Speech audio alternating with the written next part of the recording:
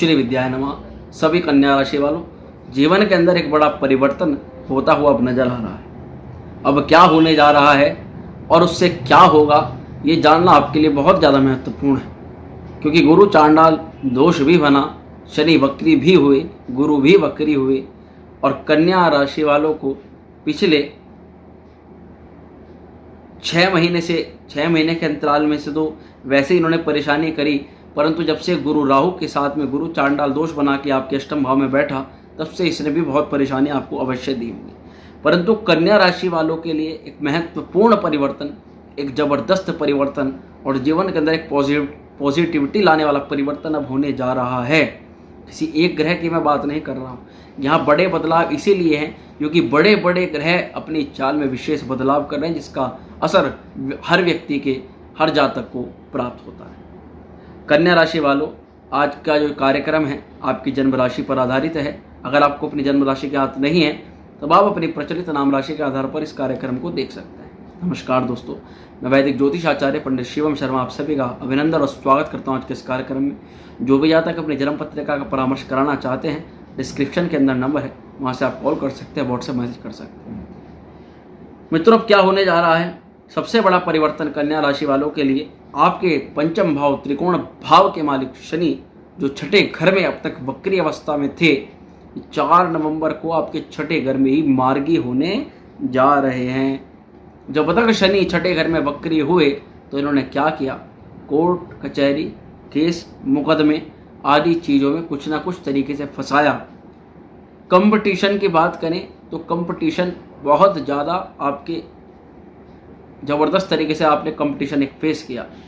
इसी के अलावा विद्यार्थियों को भी चैलेंजिंग लाइफ से गुजरना पड़ा और कन्फ्यूजन्स आपके सामने आ गए। एग्ज़ाम्स क्लियर करने के लिए कई बार मशक्क़त करनी पड़ी और इस बीच ऋण, रोग, शत्रु आदि ने तो परेशान कर ही लिया। परंतु छठा ही घर जो शनि का एक कारक भाव माना जाता है, वहीं अब शनि 4 नवंबर को मार्गी होंगे। क्या कराएंगे? शनि के परिवर्तन से कंपटीशन में आप अच्छा प्रदर्शन करेंगे। विद्यार्थियों को अपनी एजुकेशन में लाभ मिलना शुरू हो जाएगा। आप जिस क्षेत्र में जाकर के पढ़ाई करना चाहते थे, जिस एग्ज़ाम्स की तैयारी कर रहे थे, एडमिशन लेना चाहते थे, उन सभी को अच्छे परिवर्तन शनि महाराज 4 नवंबर के बाद देना शुरू कर देंगे। कन्फ्यूजन्स पढ़ाई को लेकर, करियर को लेकर के, आने वाले एडमिशन को लेकर के काफ़ी ज़्यादा क्रिएट हो गए थे छात्रों में, तो वह कन्फ्यूज़न दूर होंगे और रास्ता स्पष्ट हो जाएगा कि मंजिल कहाँ है और हमें जाना कहाँ है। इसी के साथ साथ कोई विशेष एग्ज़ाम क्लियर हो सकता है।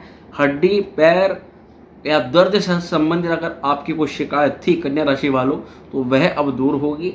ऋण, लोन, रोग और शत्रुओं ने जब परेशान किया है, उस परेशानी में भी आपको शनि काफ़ी लाभ पहुंचा रहे हैं 4 नवंबर के बाद। इसी के साथ साथ एक बड़ा परिवर्तन होगा कि दिसंबर में ही देव गुरु बृहस्पति ये भी मार्गी हो जाएंगे। अब आप ये देखिए, एक ग्रह, एक बड़ा ग्रह शनि जो 4 नवंबर को मार्गी होगा, उधर दूसरा सबसे सौरमंडल का सबसे बड़ा ग्रह देवगुरु बृहस्पति ये भी दिसंबर में मार्गी हो जाएंगे, जो अब तक वक्री हैं। देवगुरु बृहस्पति की फिलहाल स्थिति आपके अष्टम भाव पर है, परंतु अप्रैल 2024 में ये आपके भाग्य भाव में संचरण कर जाएंगे। ये बहुत बड़ा परिवर्तन है मित्रों।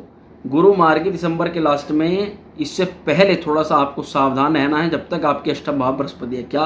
क्योंकि देवगुरु बृहस्पति हैं आपके सप्तम हाउस के मालिक। मैरिड लाइफ को लेकर के टेंशनें दिसंबर तक रह सकती हैं, जब तक 2024 में जब तक बृहस्पति चेंज ना हो। परंतु फिर भी जब तक वक्र है तब तक आपको मैरिड लाइफ में थोड़ी सी दिक्कतें रह सकती हैं।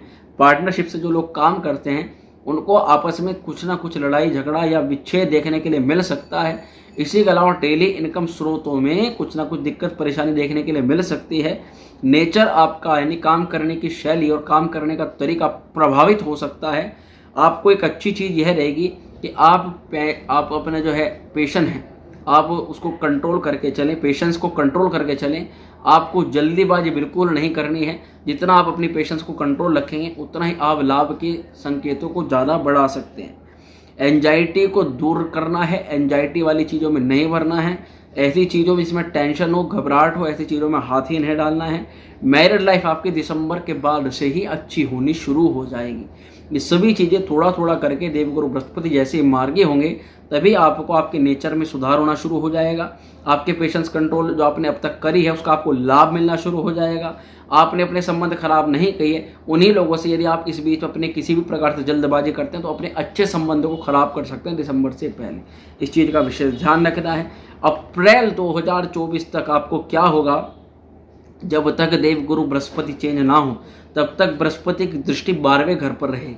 आपके 2024 तक आकस्मिक खर्चे रहेंगे, इसलिए फिजूल खर्चे बहुत देखभाल करके करें। फिजूल खर्च आपको नहीं करना है। अप्रैल 2024 के बाद से ही आपके इनकम स्रोतों में वृद्धि होनी शुरू हो जाएगी। बृहस्पति की दृष्टि आपकी राशि पर पड़नी शुरू हो जाएगी। आपने अब तक जो किया, आपका भाग्य आपका सपोर्ट देना शुरू कर देगा। आपका कार्यक्षेत्र प्रोग्रेस की तरफ जाना शुरू हो जाएगा। पार्टनर की लाइफ में अद्भुत और पॉजिटिव चेंजेस देखने के लिए मिलने लग जाएंगे। आपके और आपके पार्टनर के बीच में तालमेल जो खराब हुए हैं वे अच्छे होने शुरू हो जाएंगे और पार्टनर की हेल्थ भी गुड होनी शुरू हो जाएगी। 30 अक्टूबर तक गुरु चांडाल दोष है। पूर्ण रूप से जो गुरु चांडाल दोष खत्म होगा वह 30 अक्टूबर को खत्म हो जाएगा, क्योंकि राहु पूरी तरह से देवगुरु बृहस्पति को अपने से छोड़ देंगे और राहु रूपी सर्प ने जो बृहस्पति को जकड़ा था अब तक, वो 30 अक्टूबर को राहु उसको छोड़ करके पिछले भाव में संचरण कर जाएंगे, यानी कि राहु आ जाएंगे आपके सप्तम भाव पर। अब देवगुरु बृहस्पति अगले साल आगे बढ़ेंगे। अब क्या होगा कि 30 अक्टूबर तक जब गुरु चांडाल दोष खत्म होगा तो 30 अक्टूबर के बाद में पॉजिटिविटी आनी शुरू हो जाएगी। क्या पॉजिटिविटी आएगी? जितने भी काम आपके रुके हुए थे या जितने भी काम आपके फंस गए थे, जो भी काम ऐसा था कि जो कि बिल्कुल ही जाम हो गया था और ऐसा नहीं लग रहा था कि ये काम तो होगा ही नहीं होगा, वह काम आपके चलने शुरू हो जाएंगे, क्योंकि अष्टम भाव को मुख्य रूप से इन्हीं चीज़ों से रिप्रेजेंट करा जाता है। सबसे बड़ी बात तो जो सबसे बड़ी परेशानी में आप फंसे हैं पिछले दिनों में, अब जब राहु वहाँ से निकलेंगे 8वें घर से, तब आप अपनी उस परेशानी से भी बाहर आ जाएंगे, उभर जाएंगे। केतु आपका चंद्रमा पर आएगा, क्योंकि केतु की जो जब राहु संचरण करेंगे तो केतु का प्रभाव होगा आपकी राशि पर। आपकी राशि पर होगा तो कुछ सलाह आपको जरूर दी जाएगी।